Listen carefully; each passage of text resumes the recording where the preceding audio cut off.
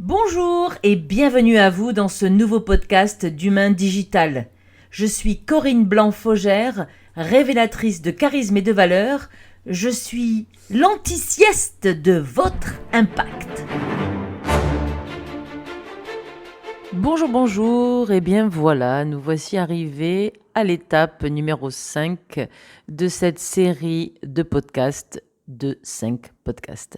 Donc nous voici arrivés à destination avec ce dernier podcast sur les ressources inépuisables de l'improvisation.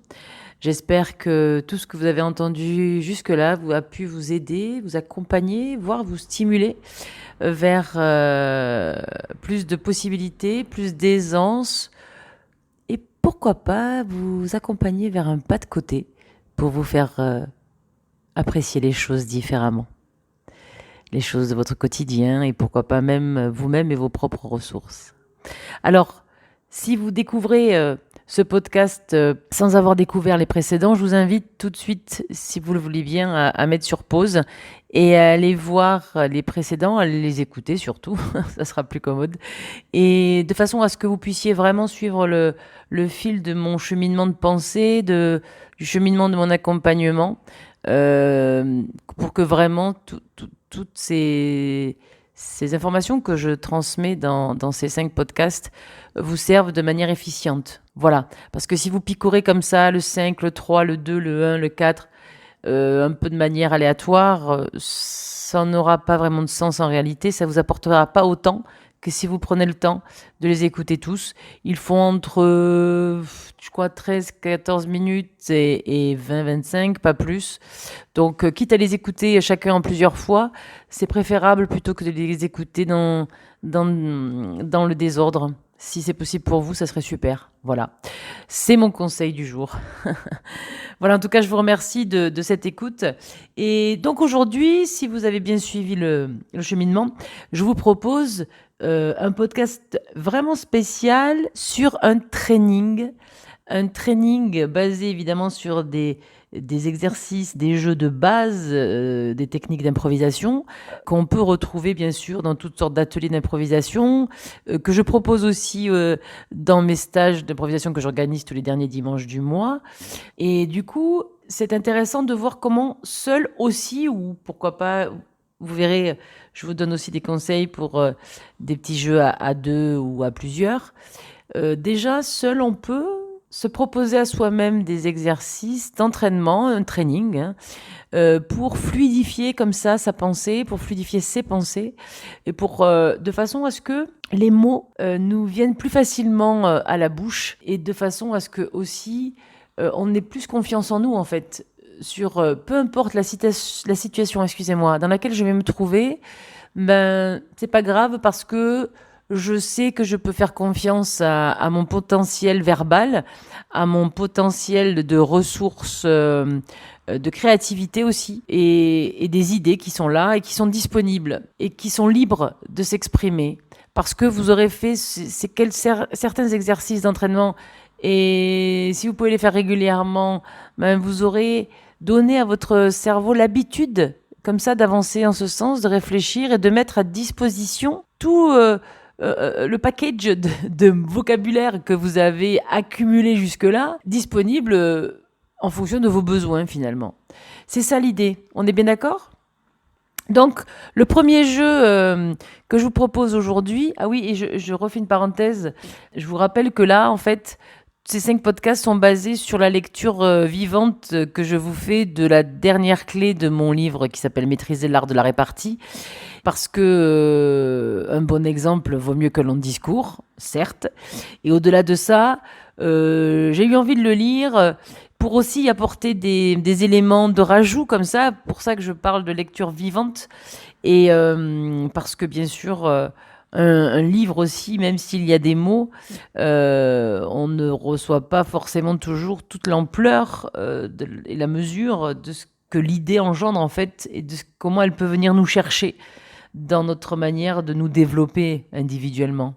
Voilà. Donc ce premier jeu que je vous propose à faire tout seul aujourd'hui dans ce nouveau podcast et dernier d'ailleurs, numéro 5, sur cette série Les ressources inépuisables de l'improvisation. Mettez-vous en situation. Par exemple, quand vous vous déplacez, quand vous marchez, vos yeux, votre regard se porte sur plein de choses. On est d'accord, même quand vous êtes en voiture, même quand vous êtes en train, même quand vous êtes en avion, peu importe. D'accord? Voilà, là, c'est un exercice spontanément que je vous propose comme ça, de base, d'accord?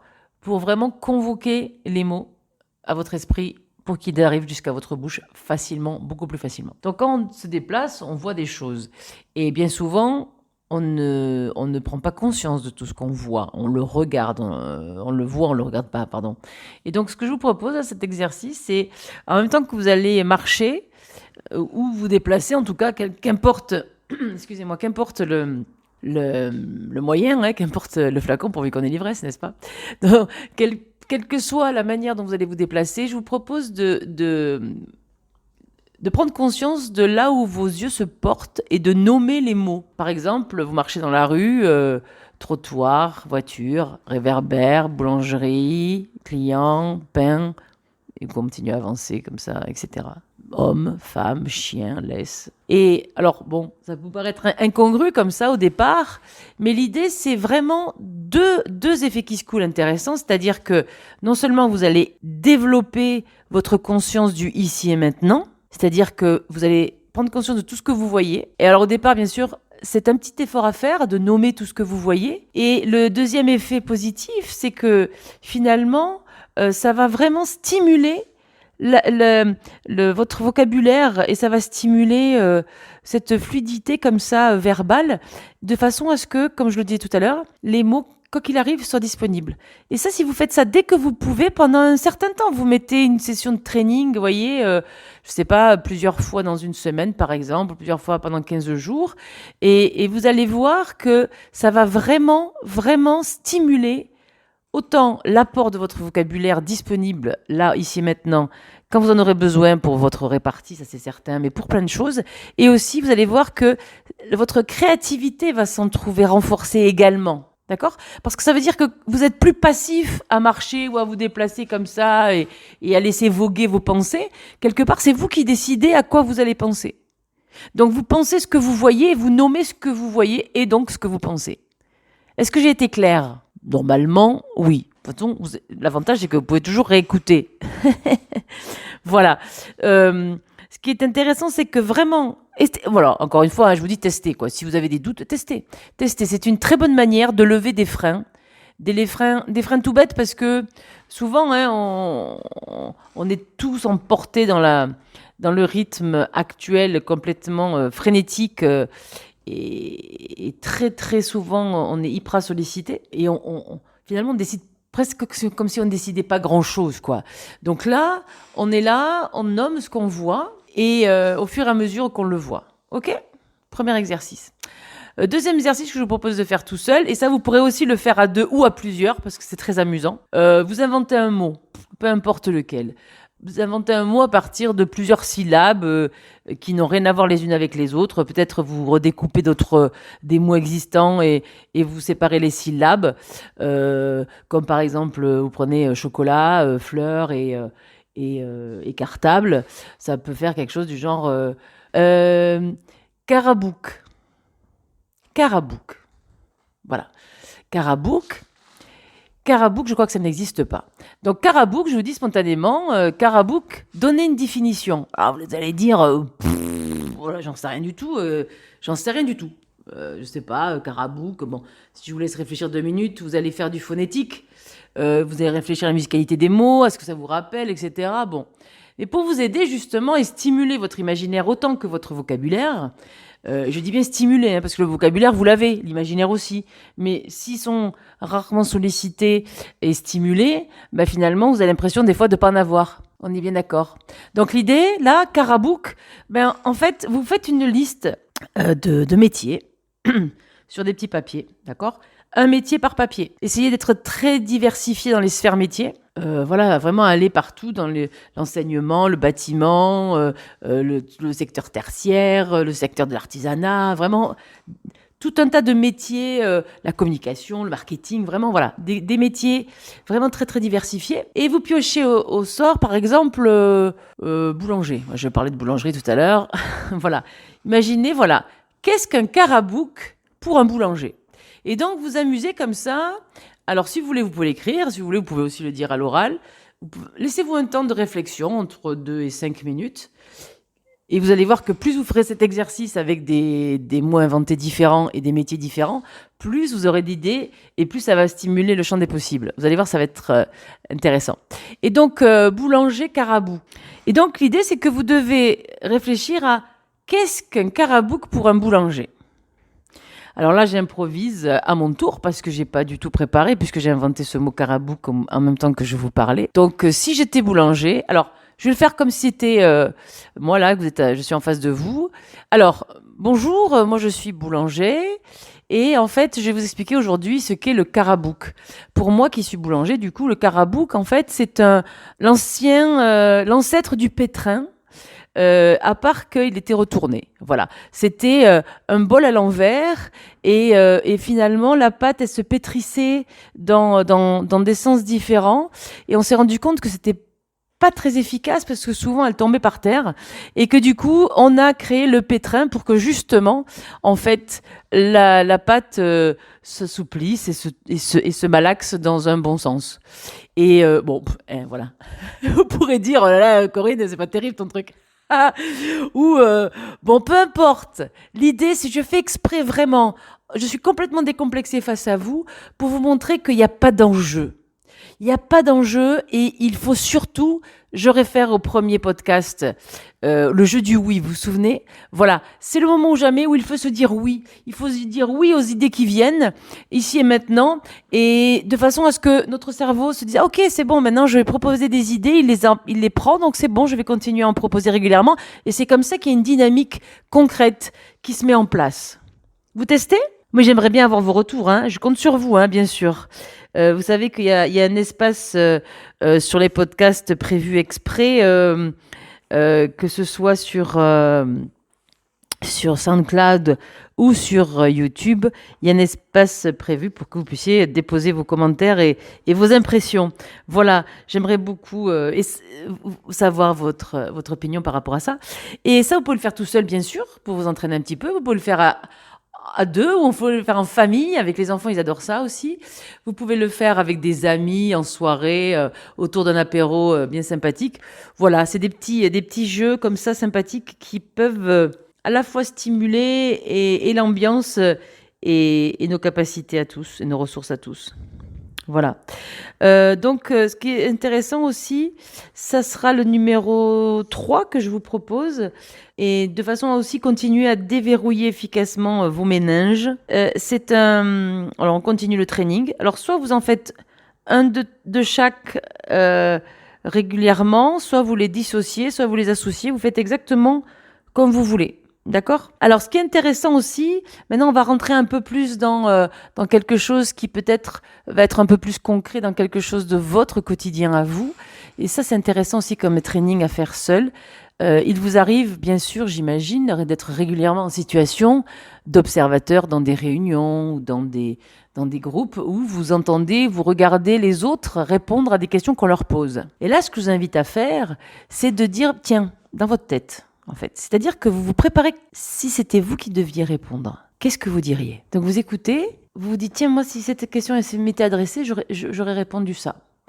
Et après, et en parallèle, vous écoutez ce que répond la personne à qui la question est réellement posée, et vous pourrez comparer, en fait. Et vous allez voir que ça aussi, c'est un exercice vraiment et très efficace et éprouvé, hein, je vous le garantis, pour stimuler la répartie, pour que finalement, quoi qu'il arrive, quoi qu'on vous pose comme question, vous avez toujours quelque chose à répondre parce que vous avez habitué votre cerveau à être disponible de manière impromptue. Vous voyez l'idée? C'est ça en fait. C'est que souvent on a l'impression d'avoir rien à dire parce que on n'a pas préparé notre cerveau à avoir des choses à dire.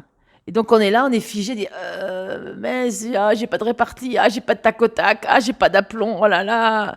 Mais en fait c'est pas une fatalité en soi, hein, ni une fin en soi. C'est que juste, c'est exactement pareil que si on voudrait avoir un corps de rêve tout musclé et que on ne fait jamais d'exercice de musculation. Au bout d'un moment, ça va coincer, vous voyez? Ben, c'est pareil en fait.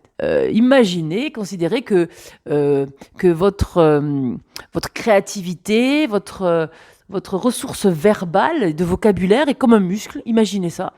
Et que plus vous allez le stimuler, plus ce muscle sera efficace et efficient du coup et présent. D'accord ? Votre idée ça vous permettra, j'espère, de réviser un petit peu votre manière de vous considérer par rapport à ça. Parce que bien souvent, vous en êtes bien rendu compte, on se muselle. On veut dire quelque chose, mais on se dit « Oh non, non, mais je vais pas dire ça parce que qu'est-ce qu'il va penser de moi ou qu'est-ce qu'elle va dire de moi ?» Ou alors « Ah oui, mais je vais paraître prétentieux » ou « Ouh là là, mais non, parce que si jamais c'est une erreur » ou bref. Voilà, vous connaissez l'histoire aussi bien que moi, hein, d'accord ? Donc vous pouvez même faire partie de ceux qui accumulent plusieurs possibilités.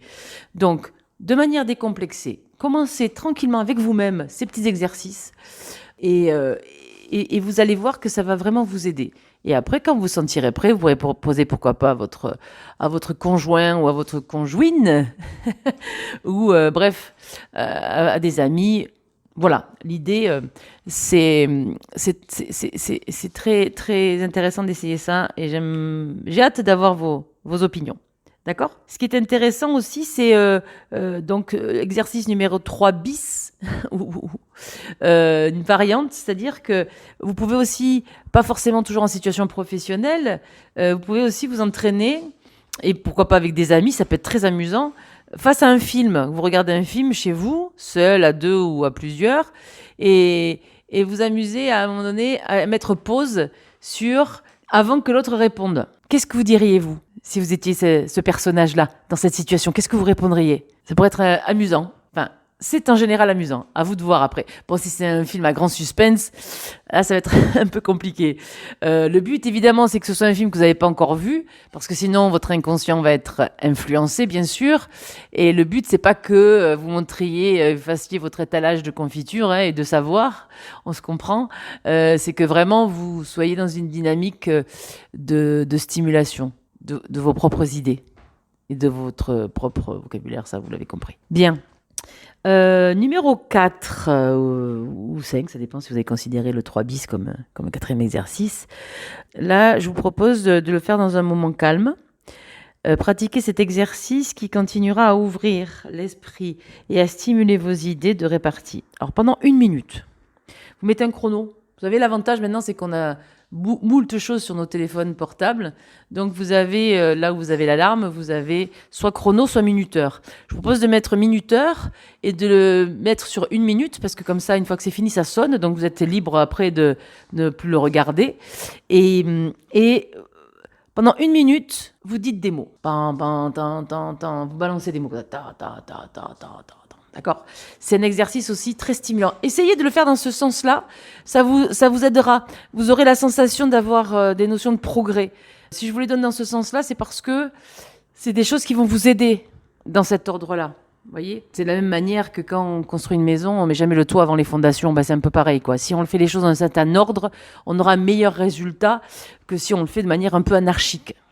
Maintenant, évidemment, vous êtes libre, hein, mais c'est un conseil que je vous donne. Voilà. Et donc, vous allez voir que si vous le faites ça spontanément tout seul, vous dites plein de mots, vous allez commencer très, très, très vite. Et puis après, au bout d'un moment, il se peut même que vous n'arriviez pas à finir la minute. Donc, voilà. Ce que je vous suggère, c'est de tester, hein, encore une fois, parce que vous allez voir la différence. Testez ça tout seul, comme ça, en laissant les mots qui viennent dans votre esprit. Et exercice 4 bis ou 5, comme vous voulez. En fait, avant, vous mettez le minuteur et vous décidez dans votre tête ce que vous allez dire. Et là, encore une fois, vous allez voir que ça va vous énormément vous aider. Vous allez voir. Par exemple, vous imaginez...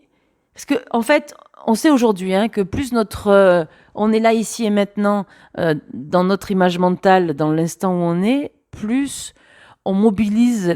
on stimule la possibilité de mobiliser des ressources qui sont en nous. Donc, si vous lancez spontanément tout feu, tout flamme à dire des mots pendant 1 minute, vous pouvez voir, une fois que vous l'aurez testé, vous pourrez le tester sur vos amis, vous allez voir, ça va être amusant. Et, laissez-les faire spontanément et puis après, vous allez voir que vous leur donnez l'autre astuce et vous allez voir, ça va être... Vraiment, en plus, vous allez marquer des points. Donc, en fait, avant de vous lancer comme ça, à corps perdu, à dire des mots pendant 1 minute, vous imaginez où vous êtes en fait. Soit vous décidez de décrire les mots, les choses qui sont autour de vous pendant cette minute-là, soit en fait vous imaginez que vous êtes dans un lieu que vous connaissez très bien, chez vous, votre bureau, votre maison de campagne, votre maison d'enfance, votre village de l'enfance, peu importe. Et vous dites les mots dans un rythme posé, régulier, en fonction de ce que... Comme si vous vous promeniez dans ce souvenir, dans ce paysage, en fait. Donc là, vous êtes en image mentale et vous décrivez ce que vous voyez. Et vous allez voir que, en fait, vous pourriez tenir en réalité bien plus qu'une minute. Voilà. Là, ça montre aussi que quand on est dans le ici et maintenant et présent à ce qu'on fait, on est forcément dans une dynamique de choix. Et donc, les mots sont beaucoup plus présents à nous. Et vous allez voir que c'est le second effet qui se coule, c'est que vous allez grandement gagner en confiance en vous. Ça, c'est foi de Coco Coach. Bon, merci infiniment de votre écoute. J'espère sincèrement que ces podcasts vous auront apporté beaucoup de choses. Et si vous êtes dans les parages du Gard, de l'Hérault et du sud de la France, je vous invite vivement à venir me rencontrer et pourquoi pas vous inscrire à un des stages que je propose tous les derniers dimanches de tous les mois à partir de septembre, depuis septembre. Parce que, bien sûr, je proposerai d'autres ateliers sur d'autres thématiques, hein, vraiment des ateliers de formation autour de la répartie, bien sûr, de la confiance en soi, du charisme, du leadership, prise de parole en public, prise de parole en vidéo, tout ce package-là. Toutefois, si je propose aussi, comme je le disais, ces ateliers le dimanche en impro, c'est parce qu'il y a moins d'enjeux. Je le disais dans une vidéo récente. Et on est là, on est tous pour les mêmes choses. On vient stimuler le champ des possibles, en fait. Et dans la joie et la bonne humeur. En général, ça se passe toujours très, très bien. Et beaucoup de bienveillance dans ces moments-là.